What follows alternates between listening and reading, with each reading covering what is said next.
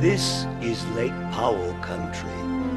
In southern Utah and northern Arizona, this vast meandering reservoir boasts a shoreline of 1,900 miles and holds 9 trillion gallons of water. It was not until 1869 that John Wesley Powell mapped and informed the world of this region.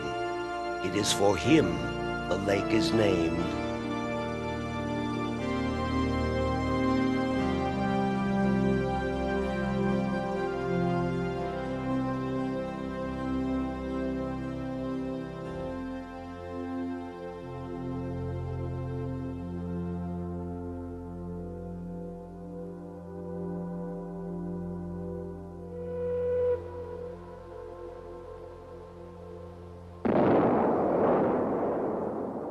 With a mighty blast, the great undertaking of damming the Colorado River began in 1957.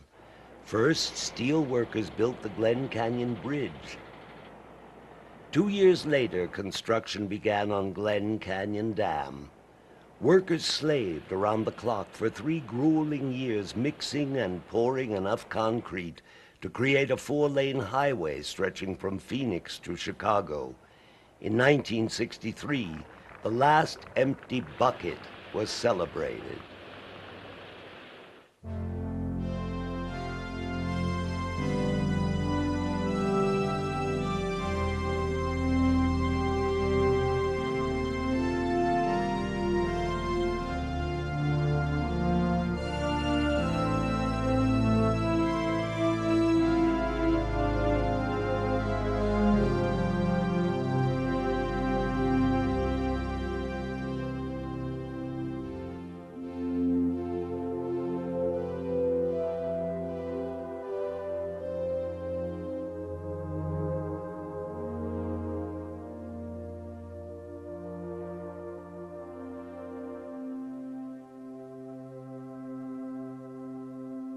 Today, at the Carl Hayden Visitor Center, one can gain a clearer perspective of Lake Powell by viewing a scaled-down version.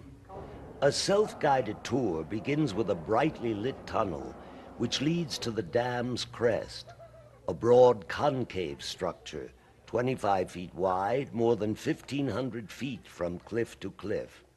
Hundreds of feet below, a bridge leads from the dam to the power plant building. Inside, 8 hydroelectric generators churn out enough electrical power to satisfy a city of 1 million people.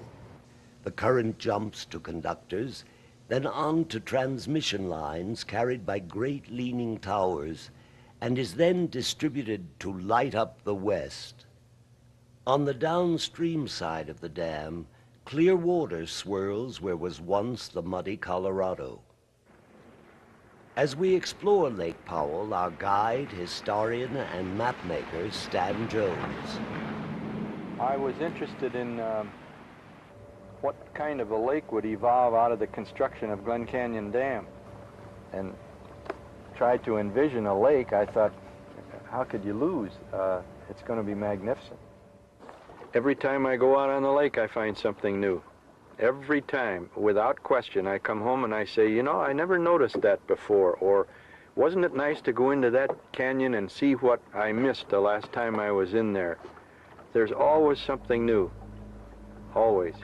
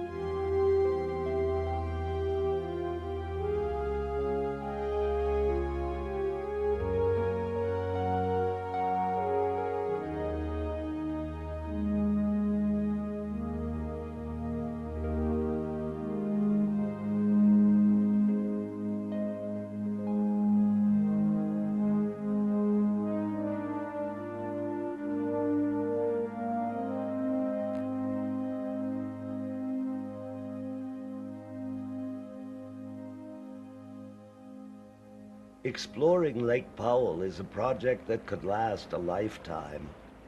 Over 100 canyons create a maze of coves and caves, bays and bridges, arches and waterfalls. This one is put to good use by Jones to have his boat washed.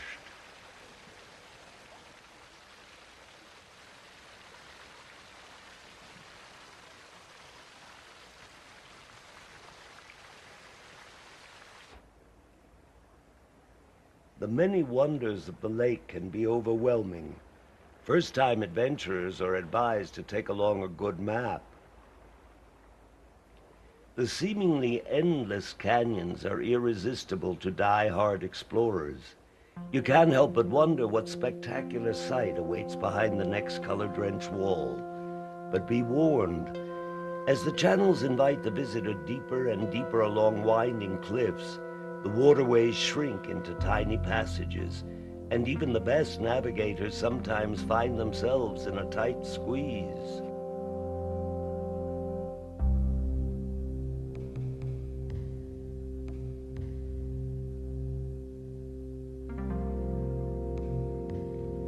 In Lake Canyon years ago, Anasazi ruins were nearly inaccessible, but today a boat brings them up close. In the Escalante arm of Lake Powell, the clear blue channel acts as a highway to the past, linking modern man with primitive dwellings.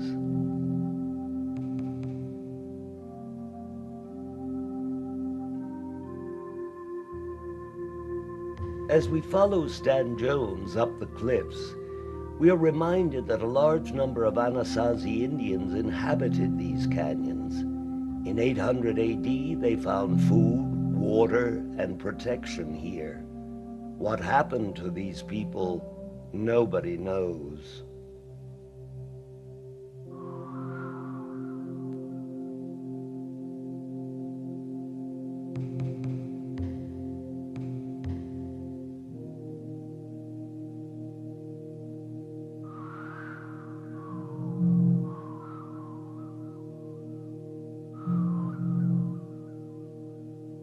High above Forgotten Canyon is Defiance House ruin. Here is seen one of the best examples of ancient art around Lake Powell. Pictures painted on the rock, pictographs.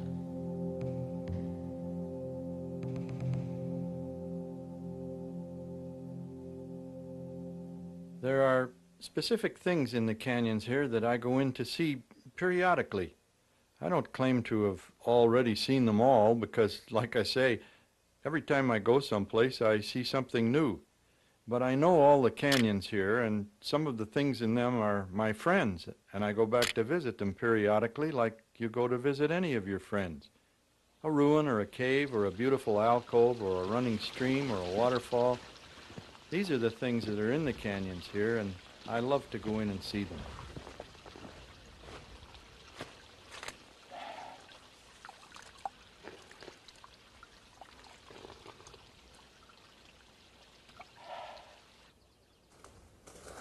How much there is to see is limited only by the hiker's ambitions.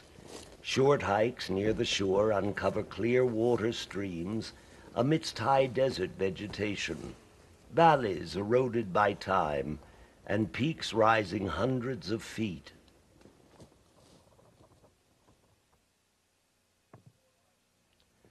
For the more avid hiker, greedy for huge rock arcades and other signatures of time and early visitors, what better place than Lake Powell to tie up the boat and backpack deep into a land of scenic and pristine canyons?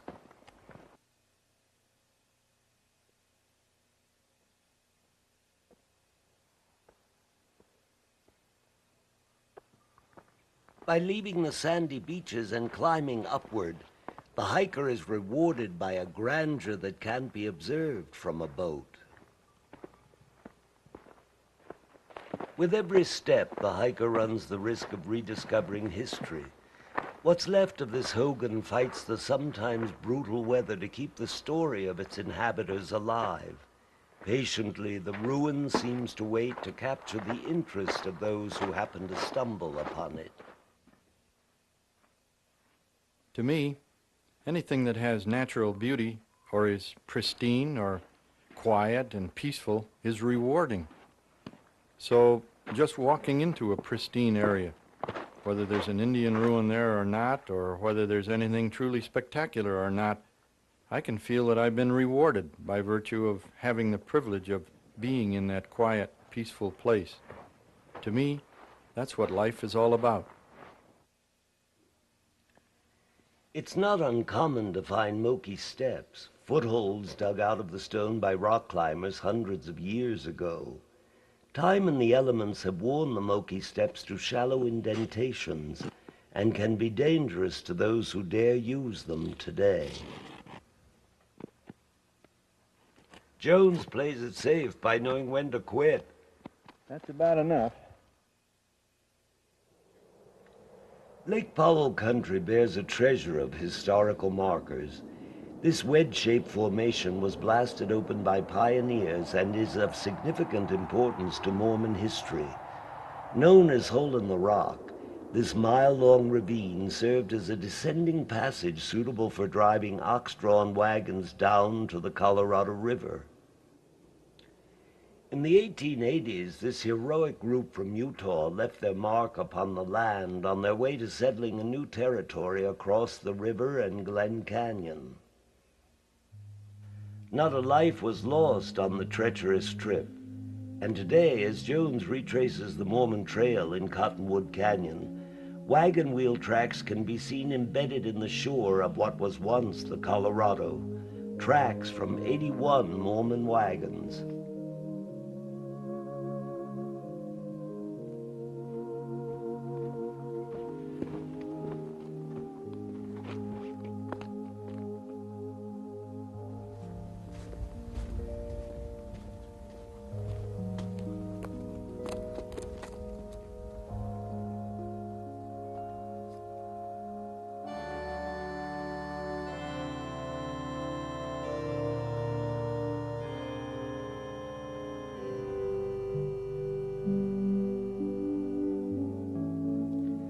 Breathtaking natural windows and arches exist in many of the canyons. This one, Waweep Window, stands 41 feet wide at its broadest point, 35 feet high, and is part of a cave.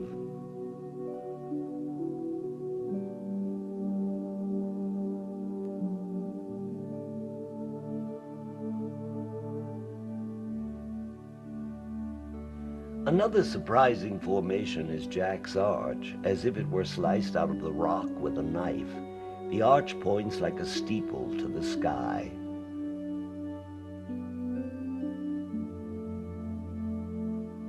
But the most astonishing natural arch of all is Rainbow Bridge, one of the 7 natural wonders of the world.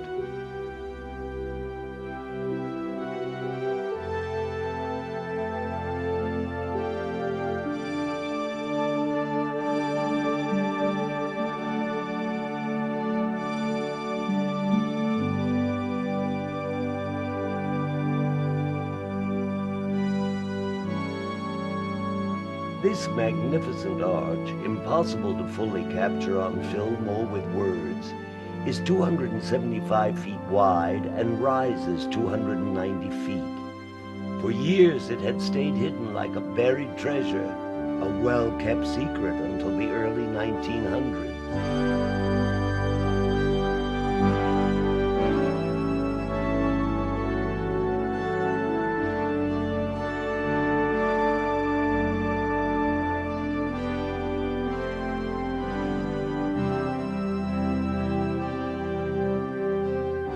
Camouflaged in the striations of the rock is Keyhole Arch.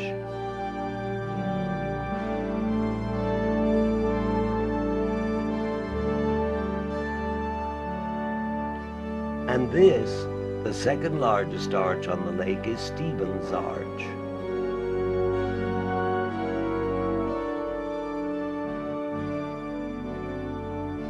Incredibly balanced rocks are also a common phenomenon in Lake Powell country. This one is the biggest. Rich in geological history, This land was once a dry desert where sand was whipped into dunes by scorching, swirling winds. Then a complete shift. Great seas of salt water pounded the dunes into mountains, mountains of sandstone. When the water disappeared, rich mineral deposits such as oxides of iron remained, casting huge streaks of color upon the earth. Then was the birth of the Colorado River, and forces deep within the planet shifted the land, helping the river to carve its course. With years of erosion and nature dancing upon the rock, what's left for us to enjoy are fantastic formations and graceful arches.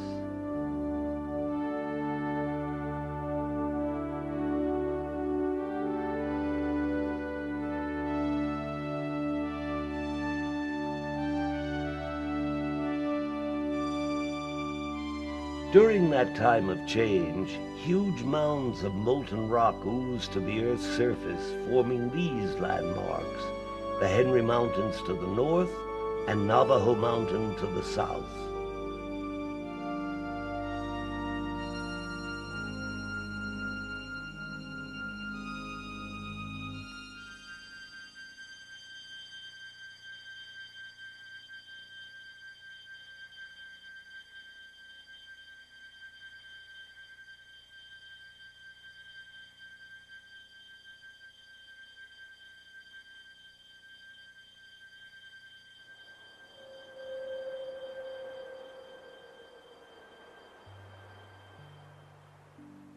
Desert plants topped with blooming flowers grow wild across the land, draping the plateau in a patchwork of color.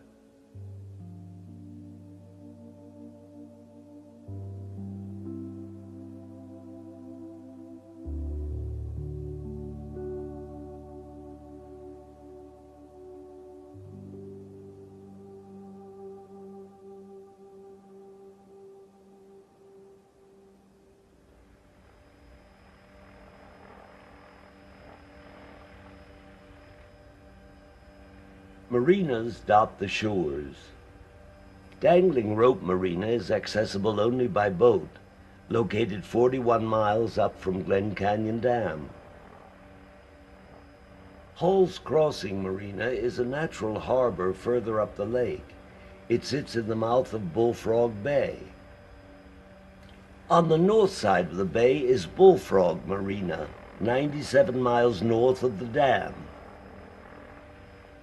The largest marina is Waweep, just 3 miles from the dam, 6 miles from the city of Page, Arizona. During late spring and summer, when the water heats up, so does the skiing.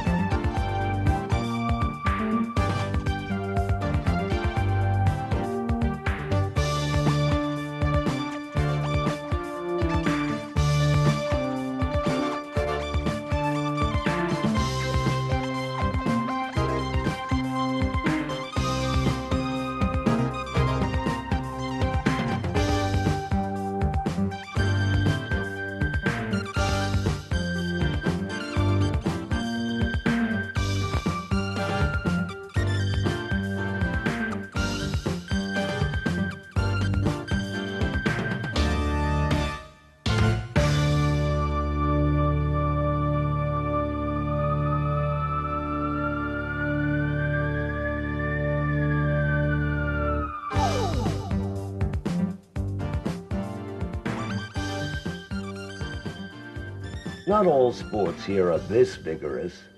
The lake is also stocked for rest and relaxation. Fishing is a peaceful sport. I don't know any other sport, really, that's so peaceful. It's the only sport I know of that a child of 4 or 5 can engage in, and a man 95 can engage in, and everybody in between. Do you know any other sport that you can start a child at, say, 5 years old, and he can still be fishing if he lives to be close to 100? Oh, that's a nice one. Look at that.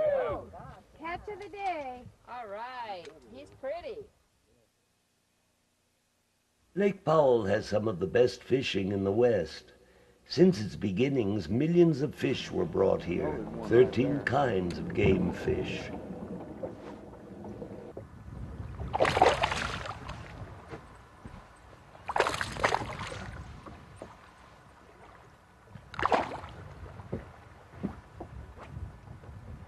Lake Powell bass. Breakfast at Tiffany. You got him.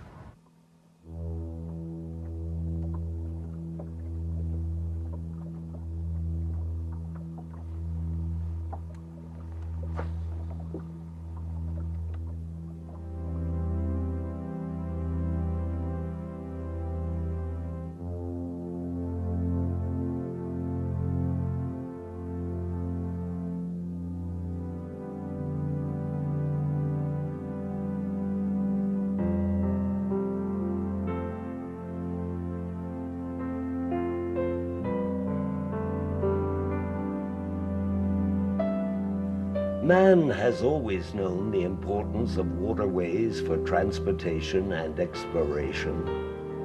Since the construction of Glen Canyon Dam, a whole new world was created, a world we can reach now as we explore Lake Powell.